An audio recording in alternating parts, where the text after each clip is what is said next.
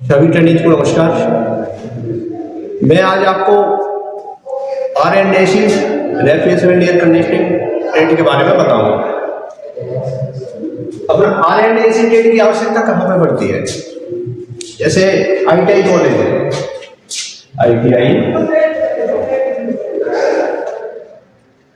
ITI में अभी जो ट्रेड चल रही है 132 ट्रेड प्लस चल रही है। इसमें ITI में कितनी ट्रेड है? R&AC। इसकी फुल फॉर्म होती है रेफ्रिजरेशन एंड एयर कंडीशनिंग। अब इसका उपयोग बताएंगे कहाँ कहाँ होता है और स्टेट का ट्रेड परिचय। तो देश के समस्त औद्योगिक प्रशिक्षण संस्थान प्रत्येक राज्य सरकार के अधीन संचालित किए जाते हैं, जिन्हें केंद्र सरकार द्वारा श्रम विभाग के प्रशिक्षण एवं सेवा योजना निदेशालय द्वारा मान्यता प्राप्त है। इन संस्थानों केंद्रों के मुख्य कार्य जैसे देश के उद्योगों तथा विभिन्न व्यवसायों के लिए कुशल कारीगर तैयार करना है, बेरोजगारी को दूर करना है, स्वयं का लघु उद्योग लगाने में सहायता प्राप्त करना है। तो ये अपना R&AC ट्रेड का है, इसका परिचय। तो इस ट्रेड का मेन अपना जो उद्देश्य है ना, रेफ्रिजरेशन के आविष्कार अपना हुआ था 1834 में। ये जैकब पार्किंस ने किया था।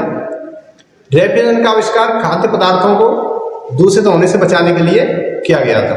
इसका उपयोग पहले भी लोग करते थे, 1800 तो पहले भी होता था इसका उपयोग, लेकिन इसका जो मेन उपयोग है ना, वो जैकब पार्किंस ने स्टार्ट किया था।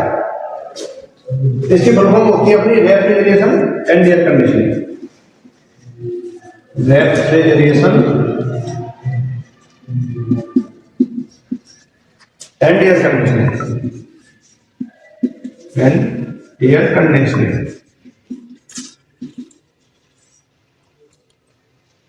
ITI होती है इंडस्ट्रियल ट्रेनिंग इंस्टीट्यूट। इसको हम हिंदी में बोलते हैं औद्योगिक प्रशिक्षण संस्थान। अब इस ट्रेड का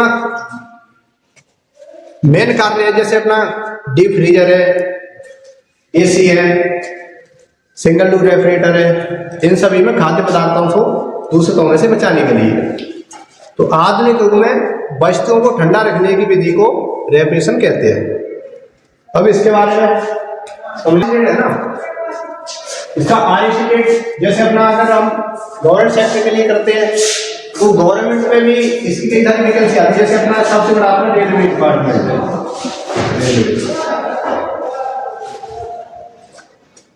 रेलवे के अलावा बार्क है, BARC, इसकी फुल फॉर्म होती है भाभा एटॉमिक रिसर्च सेंटर।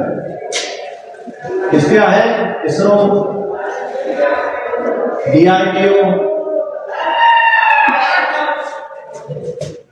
इन सभी में अपनी R&AC ट्रेड की वैकेंसी रहती है।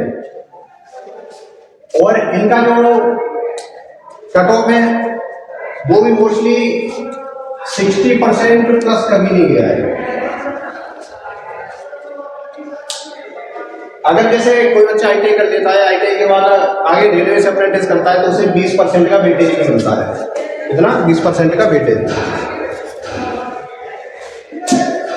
रेलवे से करता है तो उसको 20% उसका वेटेज रहेगा। वो रेलवे LP में मिलेगा और रेलवे टेक्निक से मिलेगा। बाद में इसमें अपना ट्रेड थ्योरी में अगर 60% प्लस स्कोर करते हैं हम, इसमें पायलट सिलेक्शन हो जाता है। ISRO है, इसको का भी अच्छी है। हालांकि इनकी वैकेंसी भले कम आती है, लेकिन इन सभी में और ट्रेडों से बाकी ट्रेडों से कट ऑफ कम ही रहती है। की जाए जैसे बार्क है,